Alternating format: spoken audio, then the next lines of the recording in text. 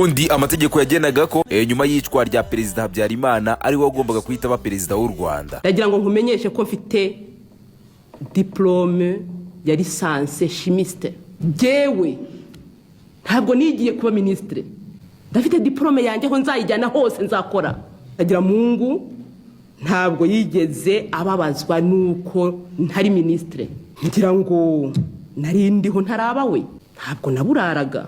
Iyo tutaza kugira ubuyobozi bwibwuje ivangura ndetse n'ironda koko byashobokaga cyane ko yakaba yakiriho. Uyu mwaka yakaba afite imyaka 73 y'amavuko kuko yavutse tariki 23 z'ukwezi kwa gatanu mu mwaka w'1953 avukira mu Kinteko ahari muri sereye ya Rwimbogo muri segiteri ya Gikore muri komine ya Nyaruhengeri muri prefecture ya Butare. Ubu ni mu murenge wa Kansi mu karere ka Gisagara mu ntara y'Amajyepfo. Uwiringiyimana Agatha yavutse kwa ababyeyi babiri bari abahinzi ndetse n'aborozi ku myaka ye nk'irindwi umunani murabizi kabana icyo gihe aribwo batangiraga kwiga. Yatangiye kwiga amashuri abanza aza no kuyatsinda aza kwerekeza amashuri yisumbuye muri lycée Notre Dame mu mwaka w'1976 yahawe impamyabumenyi mu mibare ndetse n'ubutabiri ahita umwarimu w'imibare muri École Sociale de Butare. Muri uwo mwaka ni nabwo yasezeranye n'umugabo we witwaga Barahira Inyase banabyaranye abana bane. Mu mwaka w'1983 ubwo yaragize imyaka 30 y'amavuko yaje kuba umwarimu w'imibare n'ubutabire ubwo ni imibare na shimi muri kaminuza nkuru y'u Rwanda. Nyuma y'imyaka 3 mu mwaka w'1986 yaje gushinga koperative yo kuzigama no kuguriza mu bayobozi n'abarimu bagenzi be bakoranaga mu ishuri rya Butare.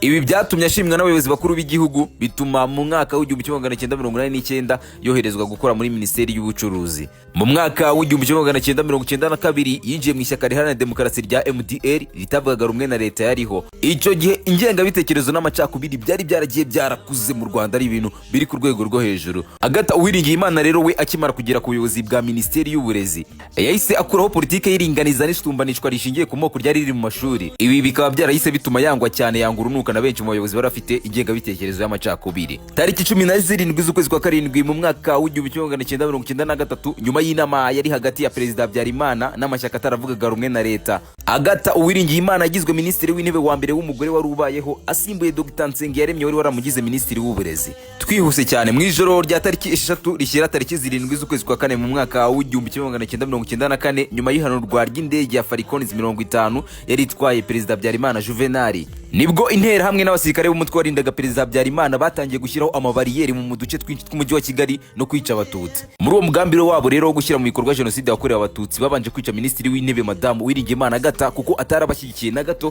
ku mugambi wabo wo gukora Jenoside. Dore uko operasiyo yo kwica Uwiringiyimana Agatha wari urinzwe cyane yakozwe. Urugo rwa Uwiringiyimana Agatha rwari rurinzwe n'abanyegana 5 bo muri Minual hakiyongeraho abandi 10 b'ababirigi, mu gihe imbere mu rugo rwe harimo abasirikare b'abajepe. Ubwo twamaze kugera tariki 7 z'ukwezi kwa kane mu mwaka w'1994 mu masaha ari hagati ya saa 12:45 na saa 1:15 z'ijoro abasirikare b'abajepe bari barimo imbere batangiye kugota abasirikare b'abanyegana barimo muri Minual batangira kubagota barangije babategeka gushyira intwaro zabo hasi. Uwiringiyimana Agatha amaze kubona ko nta burinzi agifite yahise ahungira hakoreraga abakoranabushake b'umuryango w'abibumbye. Babajepe nivuga abajepe mujye mwumva abasirikare bari bashinzwe kurinda Habyarimana baramukurikiranye bagumya kumushaka. Uwiringiyimana Agatha yabonye ko nagumya kwihisha bishobora gutuma abana be baza kwicwa, byatumye we n'umugabo we Barahira Inyase bahitamo kwiyerekana bahita baraswa ko kanya. Uwiringiyimana Agatha ndetse n'umugabo we bamaze kwicwa abana be baje guhungishwa mu Suwisi.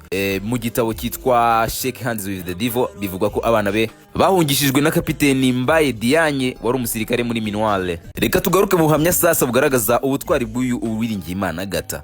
Mu kiganiro The New Times yagiranye n'umwe mu bana be bitwa Umuhoza Marie Christine yahishuye byinshi byaranze mama we birenze kuba yari umunyapolitike. Yatangaje ko mama we yakundaga abantu kandi akagira ubuntu, ngo yitaga by'umwihariko ko badafite amafunguro akayabaha barimo abaturanyi be ndetse n'inshuti n'umuryango we, by'umwihariko ngo kandi mu gihe yabaga ari nko muri weekend atagiye mu kazi nibwo yakundaga kujya gufasha bashonje akabafasha akabaha amafunguro. Uyu mukobwa we kandi yatangaje ko mama we yahoraga aharanira ko uburenganzira bw'abagore bwakubahirizwa. Yagize ati umunsi umwe hari umunyeshuri wahatiwe gusibira kubera irondamoko ryabaga mu mashuri muri biriya bihe, maze umunyeshuri umwe twiganaga yandikira ibaruwa mama ayinyuzaho ngo nyimushyire. Icyo gihe yari Minisitiri minisitiri w'uburezi. Ubwo mama yamaraga gusoma iyo baruwa yaranyitegereje mu maso maze ambaza ko uyu mwana twiganaga yatsindaga mu ishuri, maze mubwira ko ari umuhanga cyane kandi atsinda cyane mu ishuri ndetse ahora mu myanya ya mbere. Icyo gihe Agatha Uwiringiyimana yahise abaza umukobwa we ati uzi ko wimuwe kubera ko uri umukobwa wanjye mu gihe abandi bari gusibizwa ngo kubera ngo ubwoko bakomokamo? Icyo gihe Agatha Uwiringiyimana wari minisitiri w'uburezi yakoze iyo bwabaga uwo mwana ntiyasibizwa akomeza kwiga. Ngayo nguko ibikorwa byiza bya Agatha Uwiringiyimana byatumye ashyirwa mu cyiciro cy'intwari z'u Rwanda zo mu rwego rw'imena.